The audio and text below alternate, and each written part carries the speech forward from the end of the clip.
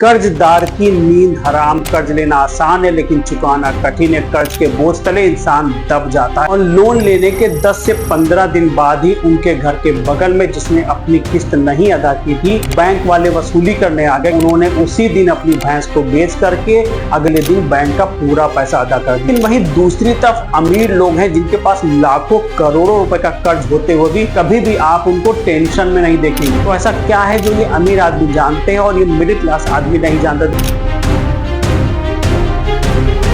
कर्जदार की नींद हराम। कर्ज लेना आसान है लेकिन चुकाना कठिन है। कर्ज के बोझ तले इंसान दब जाता है। ऐसी बहुत सी कहावतें आपने बचपन से सुनी होंगी। तो क्या कर्ज इतना बुरा है या फिर कोई ऐसा पहलू है जो हमें आज तक बताया ही नहीं गया ताकि हम लोग मिडिल क्लास बने रहें, या फिर हमारे माता पिता को भी इस पहलू के बारे में नहीं मालूम था? इस वीडियो में हम लोग इसी बात का जवाब तलाश करेंगे। नमस्कार, अपनी संपत्ति यूट्यूब चैनल में आपका स्वागत है। अगर आप चैनल पर नए हैं वीडियो को लाइक और चैनल को सब्सक्राइब जरूर कर लीजिए, क्योंकि हम लोग इस चैनल पर रियल एस्टेट संबंधी बातें किया ही करते हैं। चलिए वीडियो की शुरुआत करते हैं। देखिए, जितना भी मिडिल क्लास इंसान है वो कर्ज लेने से डरता है। यहाँ तक कि मेरे पिताजी, जो कि ये गवर्नमेंट एम्प्लॉय थे, उन्होंने जिंदगी में आज तक लोन नहीं लिया। आपको छोटी सी कहानी सुनाता हूँ अपने मामा जी की। वो इंजन लेना चाहते थे और उनको इतना पैसा नहीं था।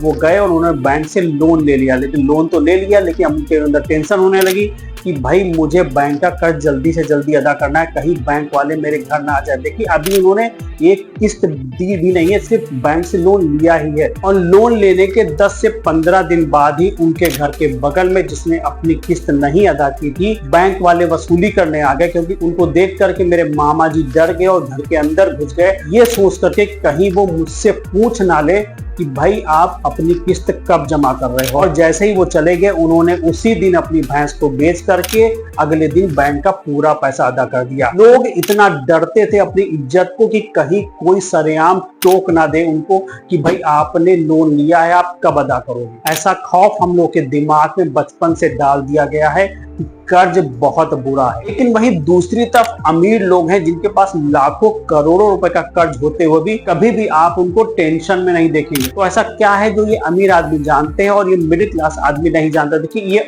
बड़े लोग पैसे से पैसा बनाना जानते हैं। जहां मिडिल क्लास इंसान उधार के पैसे से अपनी जरूरतों को पूरा करता है, वही बड़े आदमी पैसे से पैसा बनाते हैं। ये कैसे करते हैं मैं आपको उदाहरण के तौर पे समझाता हूँ, और ये आप भी कर सकते हैं। तो आइए जानते हैं उधार के पैसे से कमाई किस तरह से की जाती है। मान लीजिए आपने कोई प्रॉपर्टी सिलेक्ट की, वो एक शॉप भी हो सकती है या कोई फ्लैट भी हो सकता है। मान लीजिए उसकी कीमत 1 करोड़ रुपए है, लेकिन आपके पास 20 लाख रुपए ही हैं। आपने 20 लाख रुपए डाउन पेमेंट किया और 80 लाख का बैंक से लोन ले लिया 25 साल का। अब आपकी मासिक किस्त लमसम 69,000 रुपए के आसपास आएगी। ये अधिकतम है, यानी आपको हर महीने 69,000 रुपए बैंक में जमा करना है। तो आप कहेंगे भाई ये तो बहुत ज्यादा। तो मैं आपको बताऊं, जब आप 1 करोड़ की प्रॉपर्टी लोगे तो उसका कम से कम 30,000 रुपए किराया जरूर आएगा। तो उस प्रॉपर्टी को आपको रेंट पे उठा देना है। 30,000 रुपए कम से कम आपको मंथली किराया मिलेगा और 40,000 रुपए अपने पास से मिला करके 40, 50, 60, 70, मोटा मोटा 70,000 रुपए हर महीने आपको बैंक में जमा कर देना है। ध्यान देने वाली बात यह है कि आप अपनी जेब से सिर्फ 40,000 रुपए हर महीना लगा रहे हैं और शुरुआत में आपने 20 लाख रुपए लगाया। अब अगर 3 साल की बात करें तो आप 25,20,000 रुपए अदा कर चुके होंगे, जिसमें से आपने अपने पास से मात्र 14,40,000 ही लगाए होंगे और प्लस 20 लाख जो आपने स्टार्टिंग में डाउन पेमेंट किया था वो लगाया होगा। ध्यान देने की बात यह है कि लोन 25 साल का है, लेकिन अभी 3 साल ही बीते हैं और 3 साल बाद आप पता करेंगे तो आपकी प्रॉपर्टी की वैल्यू 1 करोड़ 30 लाख रुपए हो चुकी होगी। अब अगर आप चाहें तो इस प्रॉपर्टी को सेल कर सकते हैं और बैंक का बकाया पैसा बैंक को दे देंगे। आपको 30 लाख रुपए मोटा मोटा प्रॉफिट मिल जाएगा। आपने अपनी जेब से मात्र 34,40,000 रुपए लगाए और आपको 30 लाख का मोटा मोटा प्रॉफिट हो गया। अब आप कहेंगे मैं बैंक से लोन ना लेकर के अपने पास जो 20 लाख रुपए थे उसी में एक छोटी दुकान या छोटा मकान ले लूं, तो तब भी अगर आपको 30 साल बाद 30% की बढ़त आती है, यानी प्रॉफिट होगा आपका मात्र 6 लाख रुपए। यही है लेवरेज का जादू। यानी उधार के पैसे से कमाई।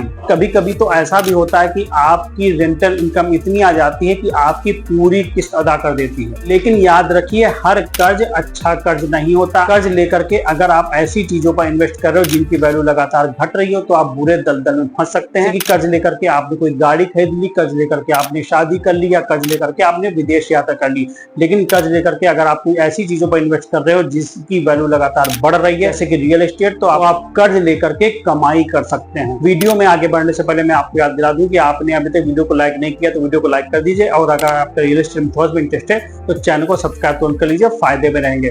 देखिए, रियल एस्टेट का सबसे बड़ा फायदा ये होता है कि अगर आपको कभी लगे कि ईएमआई भरना मुश्किल हो रहा है तो तुरंत उसी समय आप प्रॉपर्टी को बेच करके बैंक का पैसा दे करके अपने आप को किनारे कर सकते हैं। थोड़ा बहुत फिर भी वो प्रॉफिट दे करके ही जाएगी। बैंक लोन की सबसे अच्छी बात यह है कि समय के साथ साथ आपकी ईएमआई तो नहीं बढ़ती, लेकिन आपकी रेंटल इनकम बढ़ती है। देखिए, रियल एस्टेट खरीदते समय अगर आपने अपनी थोड़ी बहुत भी बुद्धि का इस्तेमाल किया है तो आपकी रियल एस्टेट के दाम बढ़ने ही बढ़ने हैं, क्योंकि लोग गांव से शहर आ रहे हैं, यहाँ पर पॉपुलेशन बढ़ रही है, लोगों को रहने के लिए घर चाहिए और जमीन सीमित है, और जो चीज सीमित होती है उसकी वैल्यू बढ़नी ही बढ़नी है। लेकिन ध्यान रहे, ईएमआई आपकी आय का 30% से अधिक नहीं होना चाहिए, और कम से कम 6 महीने की ईएमआई का पैसा आपके पास इमरजेंसी फंड में होना चाहिए। तो इस वीडियो का निष्कर्ष ये है कि कर्ज बुरा है, ये एक समाज में टैबू बना दिया गया है, लेकिन सच ये है अगर आप अनुशासित रहें और कर्ज के पैसे को सही से प्रयोग करें तो यही कर्ज का पैसा आपको अमीर बना सकता है। तो कर्ज लेकर के अपनी जरूरतों में नहीं बल्कि वेल्थ में इन्वेस्ट करें और अमीर बने। ये वीडियो आपको कैसा लगा कमेंट बॉक्स में जरूर बताइएगा। वीडियो को लाइक और चैनल को सब्सक्राइब जरूर कर दीजिएगा। धन्यवाद, मिलते हैं नेक्स्ट वीडियो में।